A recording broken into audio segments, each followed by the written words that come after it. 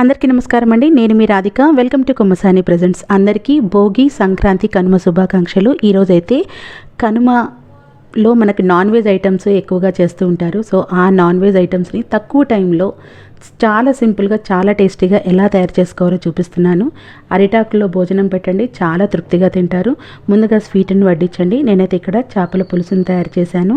అలాగే చికెన్ మరీ గ్రేవీగా కాకుండా, మరీ ఫ్రైగా కాకుండా రైస్లోకి కలుపుకునే విధంగా చికెన్ గ్రేవీ కర్రీ, అలాగే గారెలు, రాగి ముద్దను కూడా తయారు చేశాను. ఈ రాగి ముద్దలోకి కోడి పులుసు చాలా సూపర్గా ఉంటుంది. సేమ్ గారెల్లో కూడా ఇది చాలా బాగుంటుంది. ఇలా సర్వ్ చేసుకోండి. అలాగే వేడివేడి రైస్ని కూడా సర్వ్ చేయండి. సో ఇలా మీరు ప్రిపేర్ చేసి పెట్టారు అంటే మీ కనుమ పండుగ పూర్తయిపోయినట్టే. మరి ఎలా తయారు చేసుకోవాలి సింపుల్గా ఇన్ని ఐటమ్స్ అనేది ఒక 3 ఐటమ్స్ తయారు చేసి చూపిస్తానండి. సేమ్ అలాగే చేసుకోండి, మీకు కూడా చాలా బాగా కుదురుతుంది. చాలా తొందరగా హడావిడి ఏం లేకుండా రుచికరంగా తయారవుతుంది.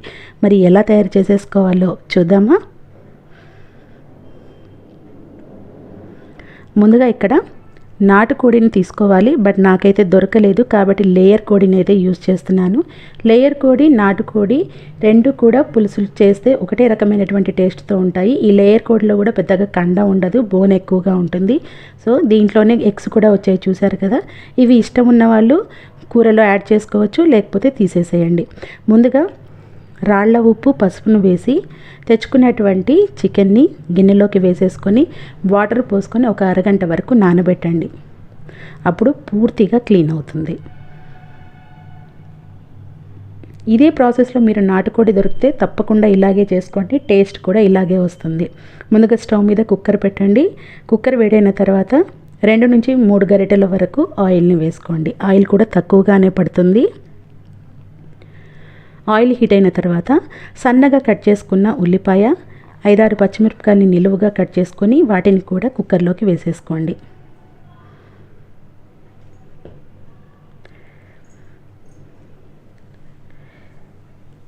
ఫ్లేమ్ని మీడియంలో పెట్టుకొని ఇవి ట్రాన్స్పరెంట్ అయ్యే వరకు ఫ్రై చేసుకోవాలి. ఈలోపు అల్లం వెల్లుల్లి పేస్ట్ని తయారు చేసుకోండి. 2 మీడియం సైజు టొమాటోలను కూడా మీడియంగా కట్ చేసుకొని పక్కన పెట్టుకోండి. అల్లం వెల్లుల్లి ముద్ద అయితే ఫ్రెష్ది అయితే చాలా బాగుంటుంది. నిల్వ ఉన్నదానికి, ఫ్రెష్గా తయారు చేసుకొని వేసుకున్న దానికి కూడా టేస్ట్లో కూడా తేడా ఉంటుంది. అల్లం వెల్లుల్లి పేస్ట్ వేసుకున్న తర్వాత పచ్చివాసన పోయే వరకు ఫ్రై చేసుకోండి. అల్లం వెల్లుల్లి పచ్చివాసన పోయిన తర్వాత కట్ చేసుకున్నటువంటి టొమాటోలను కూడా వేసుకొని ఈ టొమాటో ముక్క మెత్తబడే వరకు ఉడికించండి.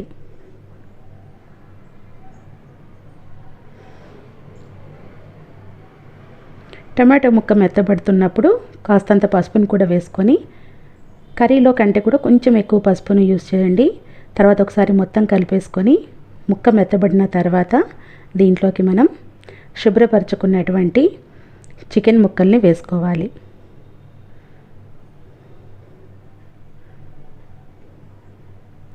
ఇది కుక్కర్లో చేస్తున్నానండి. విడిగా చేయడానికి టైం పడుతుంది. మీరు ఓన్లీ సింగిల్ ఐటమ్ చేస్తున్నట్టయితే నార్మల్గా మీరు గిన్నెలోనైనా సరే ఉడికించుకోవచ్చు.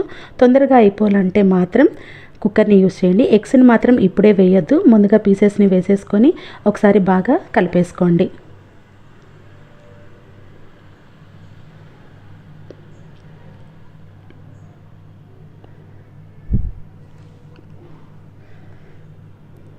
తర్వాత దీంట్లోకి తగినంత రాళ్ల ఉప్పును వేసుకోండి. ఉప్పును కూడా వేసుకున్న తర్వాత ఒకసారి మొత్తం కలిపేసుకొని మూత పెట్టుకొని ఒక 5 నుంచి 10 నిమిషాల వరకు మగ్గనివ్వండి. బాయిలర్ కోడిలాగా మనకు ఎక్కువ వాటర్ దీంట్లో నుంచి రావు, చాలా తక్కువ వాటర్ వస్తాయి. కాస్త వాటర్ బయటకు వచ్చి ఉడుకుతుంది అనుకునేంత వరకు ఉడకనివ్వాలి. కుక్కర్ మూతని ఆపోజిట్ డైరెక్షన్లో పెట్టేసుకొని ఉడకనివ్వండి. కాస్త వాటర్ బయటకు వచ్చిన తర్వాత దీంట్లోకి ఒకసారి కలిపేసుకొని తగినంత కారాన్ని వేసుకోండి. కారం తినే స్పైసీనెస్ని బట్టి కారం వేసుకోండి. రాగి ముద్దలోకి కానీ గారెల్లోకి కానీ కాస్తంత స్పైసీగా ఉంటేనే బాగుంటుంది కాబట్టి కాస్త కారాన్ని ఎక్కువగానే వేసుకోండి. కారం వేసుకున్న తర్వాత మొత్తం ఒకసారి కలిపేసుకొని ఇప్పుడు మనం గుడ్లను పక్కన పెట్టుకున్నాం కదా, వాటిని యాడ్ చేసుకోండి. ఎగ్స్ని యాడ్ చేసుకున్న తర్వాత కలుపుకునే విధానం కాస్త స్మూత్గా ఉండాలి. ఫాస్ట్గా కలపకుండా, గుడ్లకి ఇబ్బంది ఏమీ లేకుండా, అవేమీ విరగకుండా కలుపుకోవాలి. ఇలా కలుపుకున్న తర్వాత దీంట్లో మంచినీళ్ళు తాగే గ్లాస్తో 1.5 వరకు గ్లాస్ వాటర్ని పోయాలి. తర్వాత కుక్కర్ మూత పెట్టేసి 3 నుంచి 4 విజిల్స్ వచ్చే వరకు ఉడకనివ్వాలి. ఈలోపు గారెల్ని ప్రిపేర్ చేసుకుందాము. మినపగుళ్ళను నానబెట్టేసుకొని శుభ్రంగా కడిగేసి జార్లోకి తీసుకున్న తర్వాత 4-5 అల్లం ముక్కలు, 2 పచ్చిమిరపకాయ, 1 స్పూన్ జీలకర్ర, కొంచెం కరివేపాకు, కాస్తంత రాళ్ల ఉప్పును వేసి వాటర్ ఏమీ యాడ్ చేయకుండా కలుపుకుంటూ స్పూన్తో కలుపుకుంటూ మెత్తగా గ్రైండ్ చేసుకోవాలి. చూస్తున్నారు కదా, ఇలా సాఫ్ట్గా రావాలి పిండి. అప్పుడే పైన క్రిస్పీగా లోపల సాఫ్ట్గా ఉండి చాలా టేస్టీగా ఉంటాయి. అరిటాకు కానీ, పాలిథిన్ కవర్ కానీ, ఆయిల్ పేపర్ కానీ మీరు ఏది ఎలా వేసుకుంటే అలా తీసుకొని పల్చగా చేసుకొని మధ్యలోకి చిల్లును పెట్టుకొని నూనె కాగిన తర్వాత గారెల్ని వేసేసుకోండి. ఇలా తప్పకుండా ఒకసారి ట్రై చేయండి. గారెల్లో మీరు ఎప్పుడు చేసేదానికంటే చాలా టేస్టీగా వస్తాయి. చిన్న చిన్న టిప్స్ ఫాలో అయితే మనకి టేస్టీ అనేటువంటి గారెలు అయితే రెడీ అయిపోతాయి. ఇలా గారెల్ని ప్రిపేర్ చేసుకోండి.